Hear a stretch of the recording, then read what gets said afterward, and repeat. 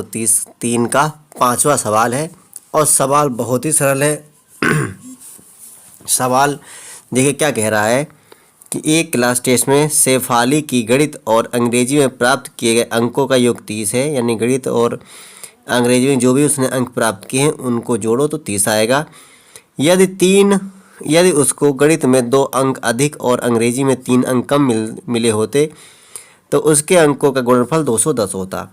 यानी कहा जा रहा है कि गणित में जितने भी अंक मिले उसमें तो जोड़ दो, अंग्रेजी में जितने भी अंक मिले हों उसमें से 3 कम कर दो, तो उनके अंक गुणा कर दिया तो 210 होता।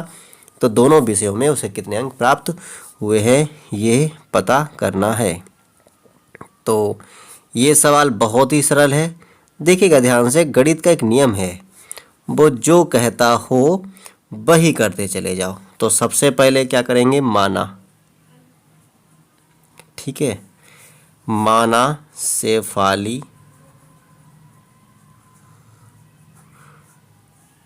ठीक है के गणित में अंक, ठीक है, कितने, x मान लिए, ठीक है। अब देखिएगा चूंकि कहा गया है कि दोनों का योग 30 है, इसीलिए क्या करेंगे, तथा शेफाली के, इसका मतलब होता वही नीचे है, अंग्रेजी में अंक कुल 30 हैं। तो ये मान लो जितने भी हों 30 में से कम हो जाएंगे ना, ये कम कर दिए तो जितने भी ये होंगे उतने 30 में से कम। मानो अगर ये 10 होंगे तो 10 कम कर दो 20 हो जाएंगे। ये अगर मान लो 19 हैं तो इसको कम कर दो 30 तो 11 बचेंगे। इस हिसाब से जो भी है ये कम हो जाएंगे। कभी भी दो संख्याओं का योग दिया हो तो पहली संख्या अगर x मानेंगे दूसरी संख्या उस योग से घटा दो वही होगी, ठीक है। अब प्रश्नानुसार वाला ये लिख लो, ठीक है। यदि, यही पूरी लाइन उतार दो चाहे, यदि उसको गणित में, ये लिखा है ना, यदि उसको गणित में 2 अंक अधिक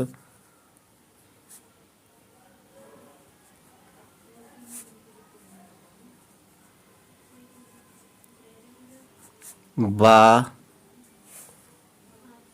अंग्रेजी में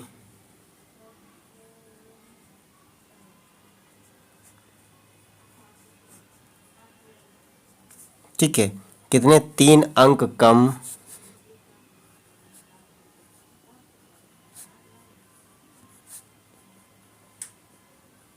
मिलते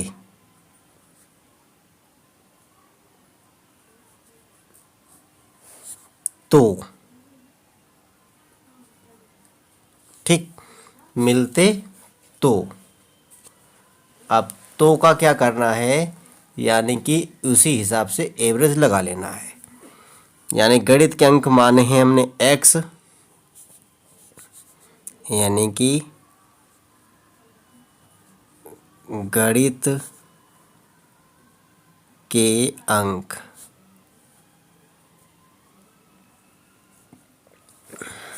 x थे पहले और उसको 2 अंक अधिक मिलते तो प्लस के 2 हो गए, तथा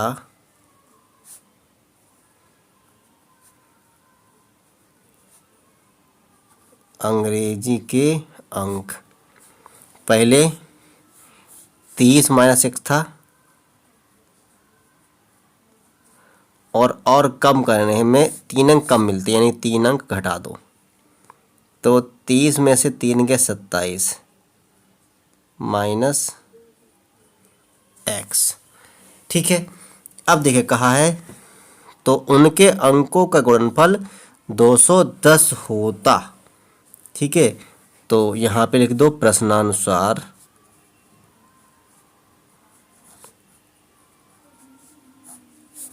अंकों का गुणनफल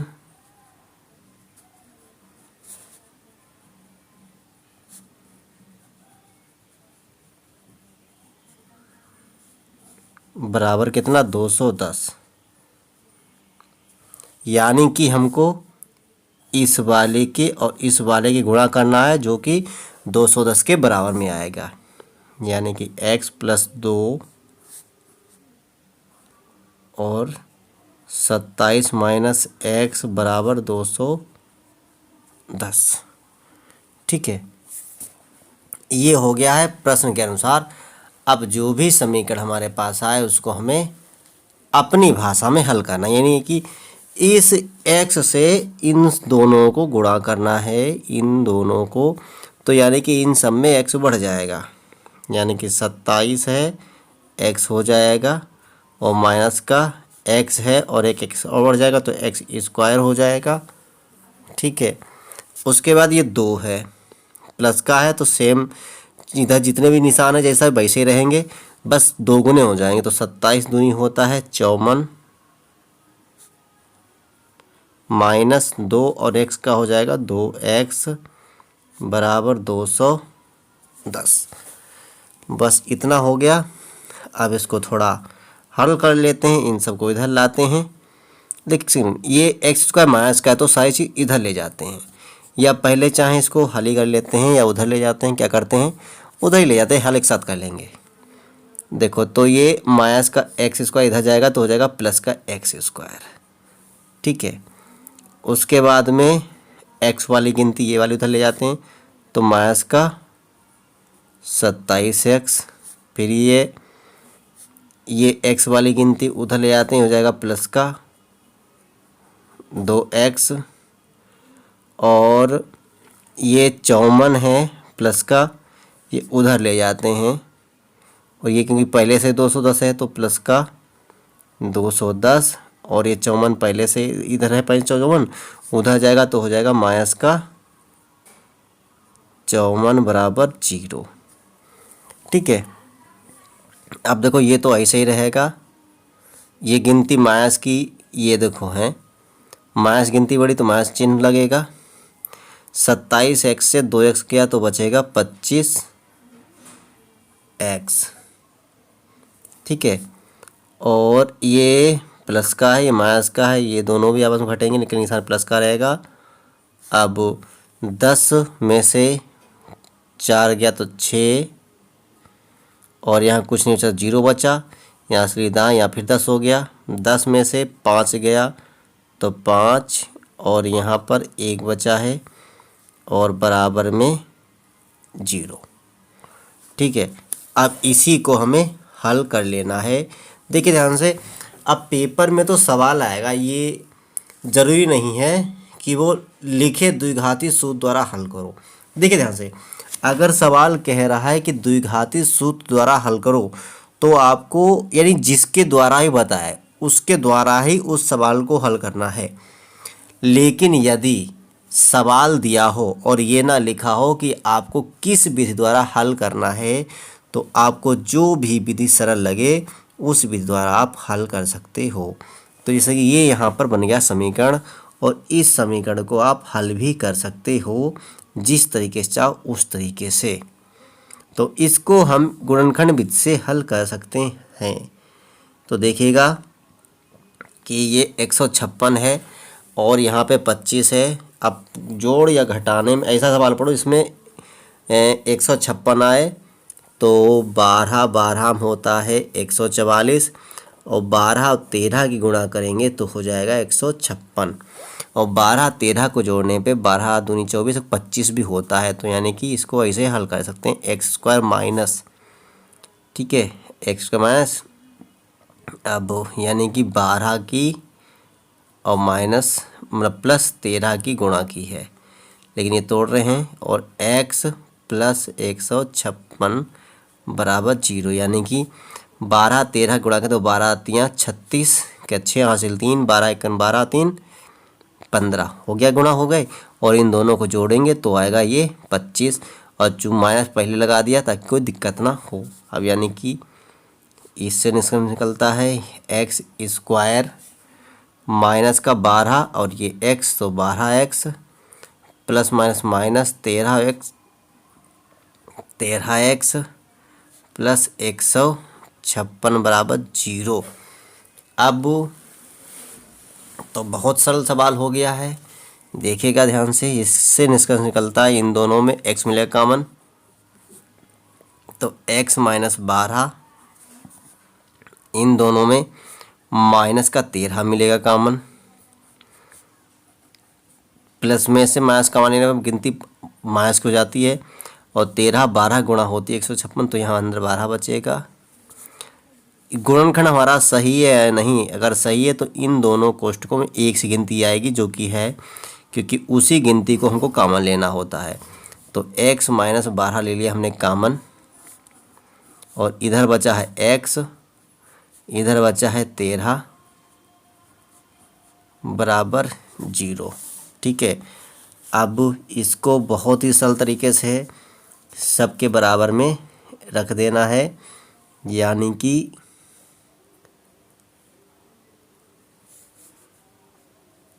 x माइनस 12 बराबर 0 या x माइनस 13 बराबर 0। ठीक है, अब इससे निष्कर्ष निकलता है यानी कि x बराबर 12 या x बराबर 13, क्योंकि ये हम अंक ज्ञात करने हैं। तो यानी कि चाहे आप कुछ भी मान लो, यानी कि यदि इसको देखो x बराबर 12 भी हो सकता है और x बराबर 13 भी हो सकता है, इसको या और का निशान लगा दो। ठीक है, ये और का निशान मान लो यहाँ पे हो गया, यानी कि अब यहाँ पे लिख दो यदि यदि ठीक है, x बराबर क्या ले लिया, मान लो हमने 12 ले लिया। ठीक है, तो गणित में अंक कितने हो जाएंगे, गणित के अंक, गणित में हमने खाली x माना था तो हमारे 12 हो जाएगा। ठीक है, और अंग्रेजी के अंक कितने हो जाएंगे, अंग्रेजी के अंक यानी कि 30 में से 12 कम हो जाएंगे तो बचेंगे कितने, 18।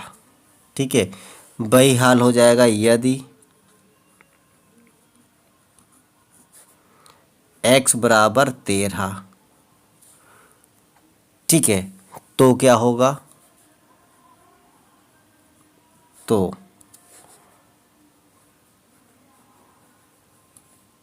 गणित के अंक बराबर कितने हो जाएंगे, 13 ही होंगे, और तथा अंग्रेजी के अंक 30 में से 13 कम करने होंगे तो बचेगा 17। यानी कि कोई भी हो सकता है, यानी कि आपका आंसर 12,18 ये भी हो सकता है, और आपका आंसर 13,17 ये भी हो सकता है। तो आपका आंसर कोई भी हो सकता है, यानी कि दोनों हो सकते हैं। ठीक है, सवाल अच्छा लगा हो तो लाइक से कमेंट करें।